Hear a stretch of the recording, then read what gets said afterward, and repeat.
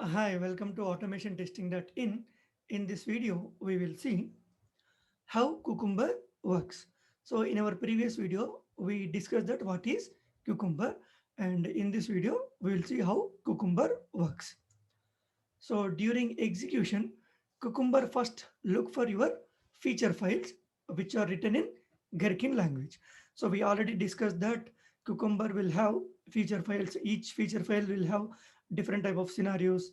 All right, and that can be written in using very natural plain English called Gherkin language. So feature file consists of scenarios, scenario outlines, steps, tags, example, etc.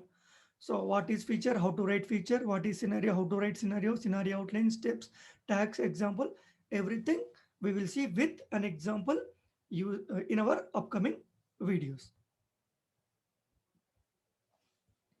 So each test case in Cucumber called a scenario, right? So So here, when you talk about the individual test case, so that can be called as a scenario. So how it is, we'll see. Feature file is group of these scenarios. Right, a single feature file will consist multiple scenarios. For example, a login feature file consists of many login test cases.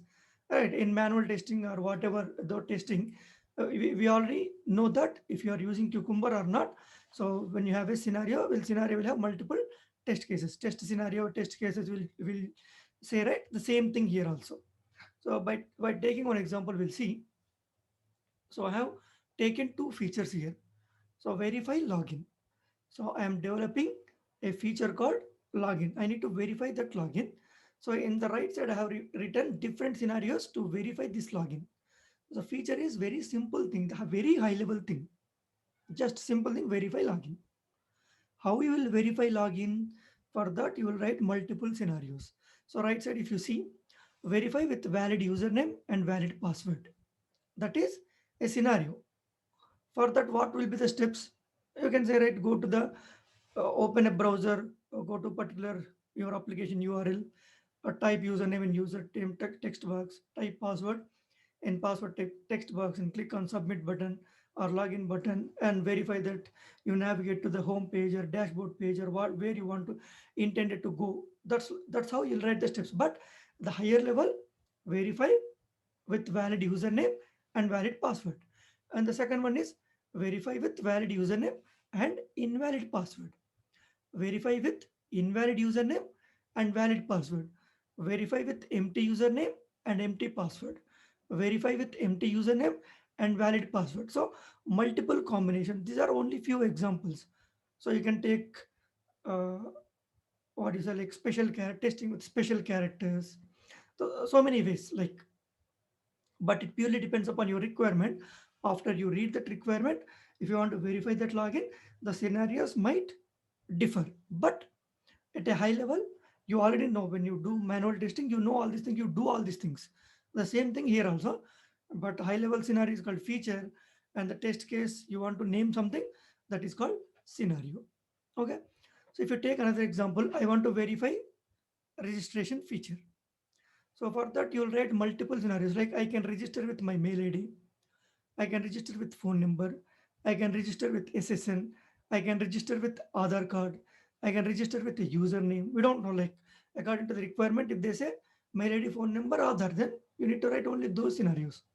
And remaining things might be negative scenarios. We don't know.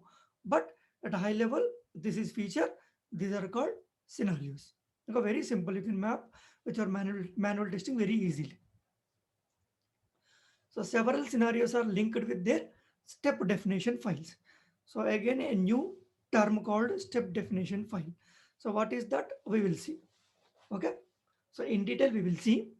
So and step definition files are written in specific programming language.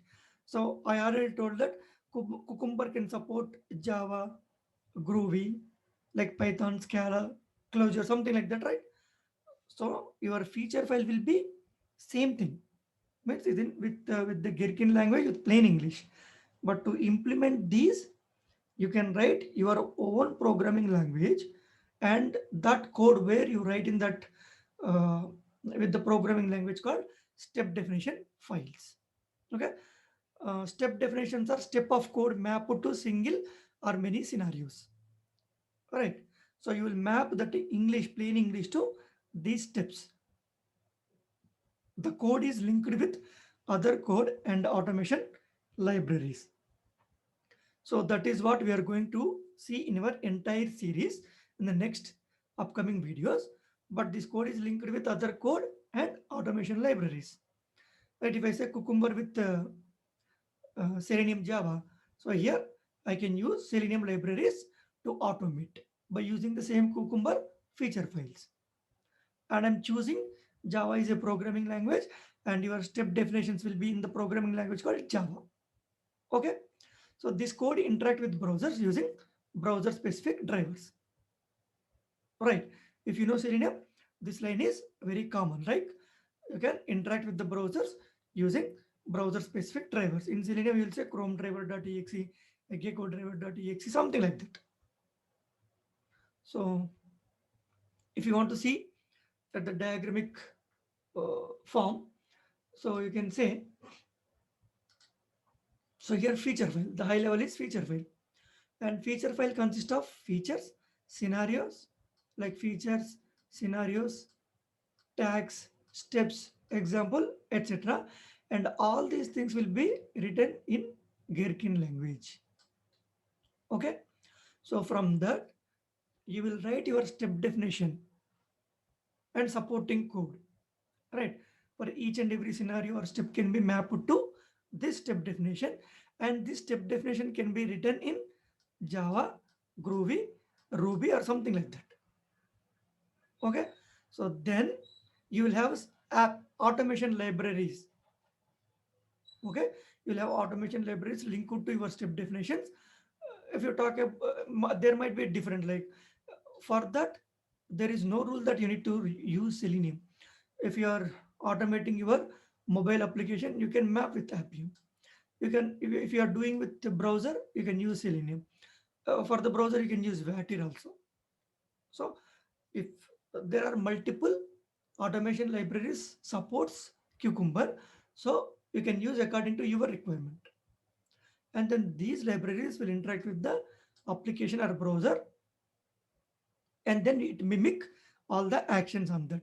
You're typing something in the text box, click on a button, click on a link, drag and drop, selecting value from the drop down, everything will happen here.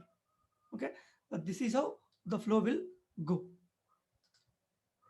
So if you want to implement, you need to write a feature file, you need to write a step definition, and you need to map these things. And in the step definitions, you need to choose any one of the automation libraries to implement.